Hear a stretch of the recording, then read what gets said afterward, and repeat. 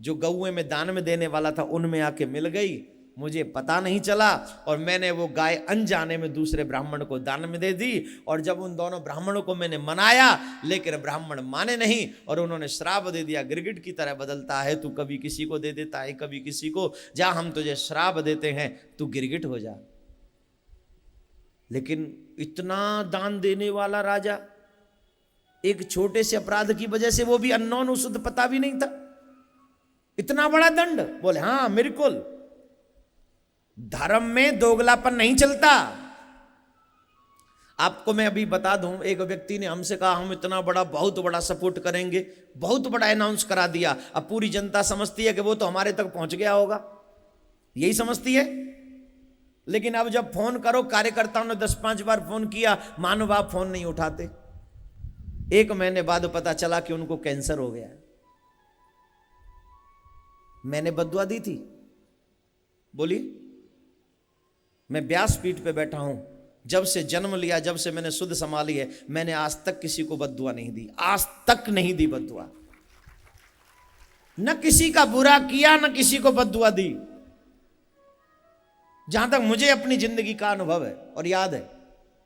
शत्रु को भी बद्दुआ मैंने आज तक नहीं दी। वैसे तो मेरा कोई शत्रु नहीं है, लेकिन कई लोग हैं जो अपने आप को मेरा शत्रु समझते हैं, मैंने उनको भी बद्दुआ नहीं दी। लेकिन ये कैंसर हुआ उन्हें, और ये बात अगर वो सुन रहे होंगे तो उन्हें फील होगा। मैं उनको डराने के लिए बात नहीं बोल रहा हूं, मैं उनके माध्यम से आप सबको जागृत करने की कोशिश कर रहा हूं, क्योंकि कथाएं जागृत करती हैं, और जागृत इसलिए कि भागवत से और धर्म से कभी भी दोगलापन नहीं करना चाहिए। जो दोगलापन करता है उसे झेलना ही पड़ता है। चलो मैं ये बात तो कह रहा हूं इनकी, लेकिन राजा नृग की कथा मैं थोड़ी कह रहा हूं। भागवत में इतना दान देने वाले को अनपर्सन, उसको पता भी नहीं चला था, उसको मालूम भी नहीं था, लेकिन एक गाय 2 बार दान में हो गई तो उसको गिरगिट बनना पड़ा। राजा, दानी, धर्मात्मा, इतना बड़ा होते हुए क्या बना? गिरगिट। लेकिन उस दान का प्रभाव क्या हुआ? भगवान श्री कृष्ण का साक्षात्कार हुआ, भगवान श्री कृष्ण के द्वारा ही उसका कल्याण हुआ, भगवान ने ही उसको मुक्त किया, भगवान ने उसे अपने धाम के लिए प्रस्थान करवाया, अपने ही हाथों से उसका बेड़ा पार कर दिया। ये उस दान की कृपा थी, वरना गिरगिट को भगवान मिले? बोलिए, गिरगिट को कभी भगवान मिलता है?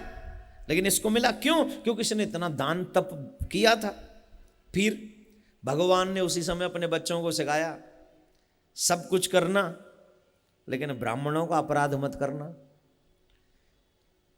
ब्रह्मा के ब्रह्म फांस से मैं तुम्हें बचा सकता हूं, शेषनाग के नाग फांस से मैं तुम्हें बचा सकता हूं, त्रिलोकी में प्रलय आ जाए तो मैं तुम्हें बचा सकता हूं, लेकिन ब्राह्मण के श्राप से मैं तुम्हें नहीं बचा सकता। मेरे पास वो शक्ति नहीं जो तुम्हें ब्राह्मण के श्राप से बचा लो।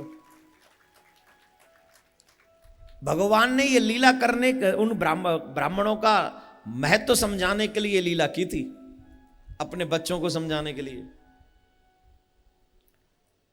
फिर भी भगवान कृष्ण के परिवार का विनाश किस वजह से हुआ, ये मैं आपको आगे कथा में बताऊंगा।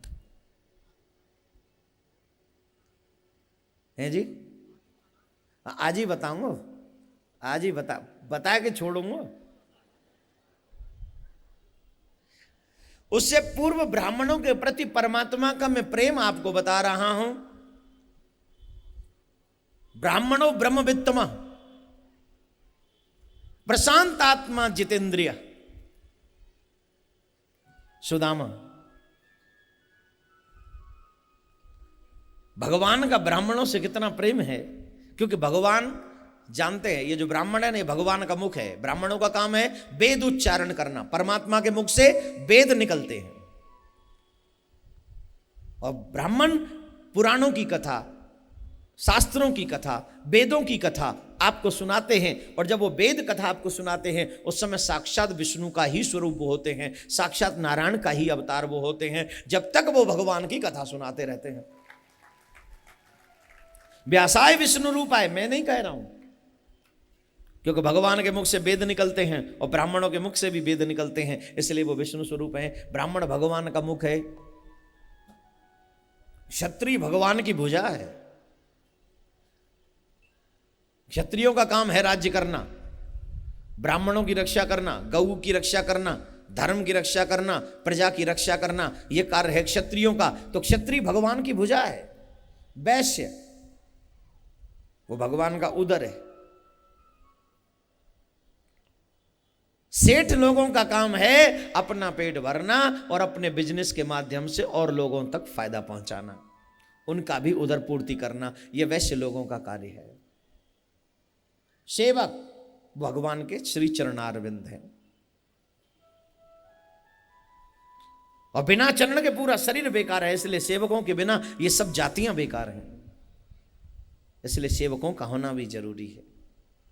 ये 4 वर्ण हैं और ये 4 वर्णों में भगवान समाये हैं। मुख में ब्राह्मण है, हाथों में क्षत्रिय और उदर में वैश्य और चरणों में सेवक। ये भगवान का शिव विग्रह है, ये अलग नहीं है।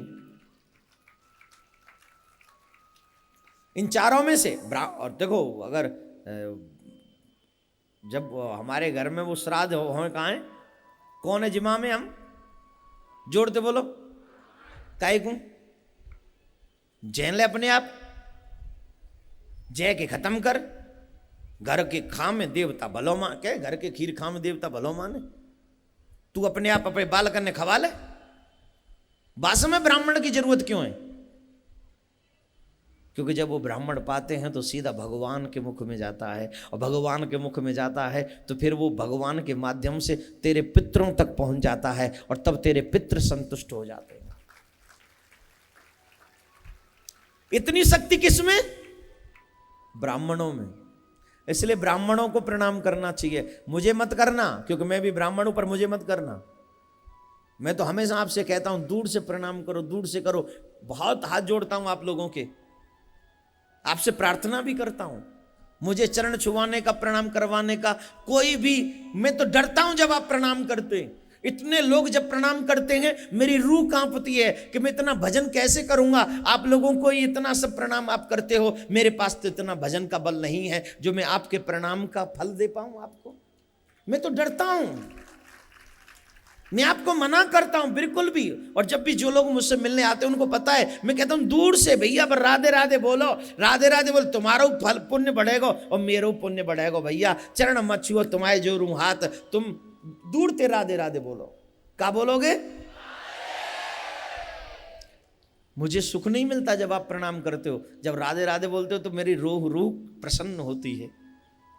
लेकिन क्योंकि ब्राह्मण का सम्मान मेरा हृदय भी करता है, जब भी कोई ब्राह्मण देवता तिलक लगाकर कंठी पहनकर मेरे आगे से जाते हैं, हो सकता है उस ब्राह्मण को मेरा सर झुका हुआ न दिखे, लेकिन मैं झुक के प्रणाम करता ही हूं। ये बात मैं इसलिए नहीं बोल रहा हूं, आपको समझाने के लिए बोल रहा हूं, क्योंकि काफी लोग समझेंगे खुद ब्राह्मण है इसलिए बोल रहे हैं। ना, मैं एक इंसान हूं, भगवान की प्रतिक्रिया को, भगवान के नियम का सम्मान करना चाहिए, इसलिए मैं आपको बोल रहा हूं भैया, इसलिए बोल रहा हूं कि मैं खुद करता हूं।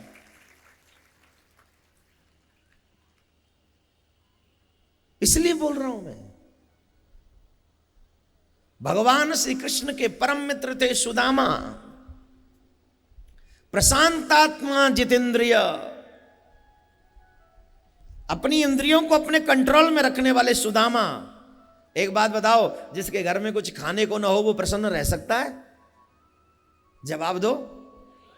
अन्न छोड़ो, अन्न का दाना नहीं है उनके घर में, एक दाना। बच्चे भूख से तड़प रहे हैं, रो रहे हैं, बिलख रहे हैं, लेकिन क्या कह रहे हैं? बोले प्रशांतात्मा जितेंद्रिय। वो प्रशांत आत्मा है, उनकी आत्मा बड़ी प्रसन्न है, बड़े प्रसन्न है वो। क्यों? बोले प्रसन्नता दौलत से नहीं आती, प्रसन्नता अन्न से नहीं आती, प्रसन्नता वस्त्रों से नहीं आती, प्रसन्नता साधनों से नहीं आती, प्रसन्नता तो सच्चे भगवान के भजन से आती है। जो ज्यादा भजन करता है वो ऑलवेज प्रसन्न रहता है, हमेशा प्रसन्न रहता है। अजय बात बताओ, साधन सुख देते हैं? बताइए, साधन सुख देते हैं तो फिर आप क्यों दुखी हैं? मैं क्यों दुखी हूं? मेरे पास साधन कम है क्या?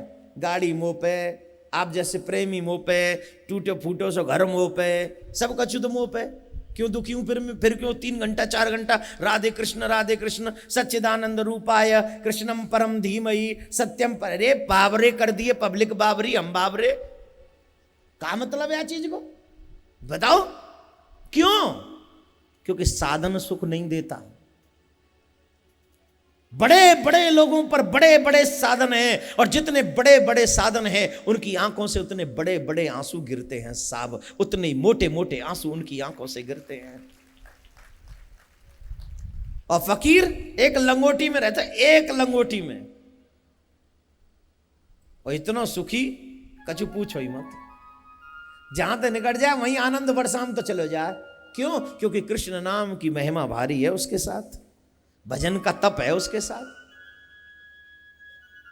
सुखी वो है।